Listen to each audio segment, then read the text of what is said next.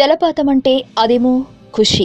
పైనుండి పడే పాల వంటి జలపాతం, పక్షుల కిలకిల రావాలు, దట్టమైన సహ్యాద్రి అడవి, సువాసనలు గొలిపే పువ్వులు. ఆహా, ఎంత సౌందర్యం! ఈ ప్రకృతి సౌందర్యాన్ని చూసి దేశ మూలాల నుండే కాకుండా విదేశాల నుండి కూడా ప్రకృతి ప్రేమికులు వస్తారు.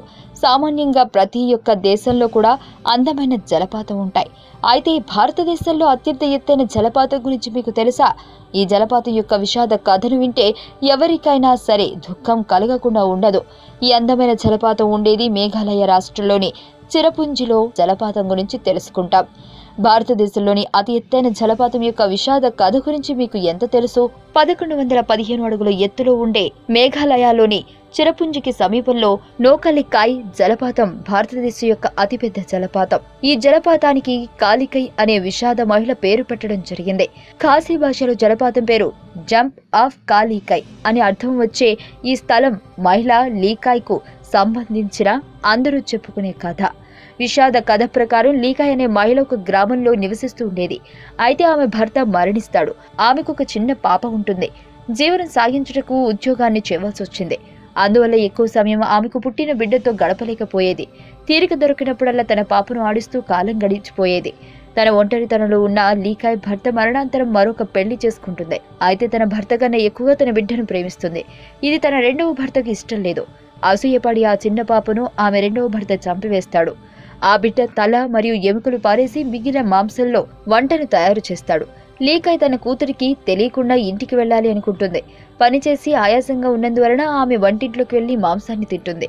పని ముగించుకుని తిరిగి వచ్చే సమయంలో బిల్ విత్తనాలు మరియు బిల్ ఆకులను కత్తిరించే స్థలంలో ఆమె భర్త కట్ చేసిన చేతి వేళ్లను చూస్తుంది.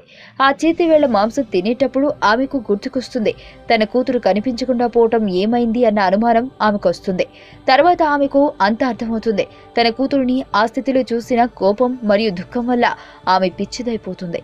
తన కూతురిని తలుచుకుని ఆమె కూడా ఆ జలపాతంలో దూకి చనిపోతుంది. అందుకే ఈ జలపాతాన్ని విషాద నోకలికాయ్ జలపాతం అని పిలుస్తారు. ఈ విషాద కథ పక్కన పెడితే ఈ జలపాతం యొక్క అందమైన పచ్చిక, పొదలు మరియు ఎత్తైన వృక్షాలు ప్రకృతిలో మైమర్పిస్తుంది. ఇక్కడకు వచ్చిన పర్యాటకులకు స్వర్గం అనే భావనను కలిగిస్తుంది. ఈ చిరపుంజి ప్రదేశంలో ఉన్న స్థలంలో దాల్చిన చెక్క, తేనె, మిరియాలు, అనేక రకాలైన ఆకులు అత్యంత తక్కువ ధరలో సాంబారు పదార్థాలు అమ్ముతారు. చిరపుంజిలో సంవత్సరమంతా అద్భుతమైన వాతావరణం ఉన్నందున ఎప్పుడు కావాలంటే అప్పుడు వెళ్ళవచ్చు. అయితే ఋతుపవనాలు సమయంలో ఈ జలపాతం చాలా అందంగా కనిపించే కారణంగా వర్షాకాలం అత్యంత ఉత్తమమైన కాలమై ఉంది. సెప్టెంబర్ మరియు అక్టోబర్ నెలలో అత్యంత ఉత్తమమైన కాలమే ఉంది. సాహస ప్రియులకు ఈ జలపాతం అత్యంత పరిపూర్ణమైనదిగానే చెప్పవచ్చు.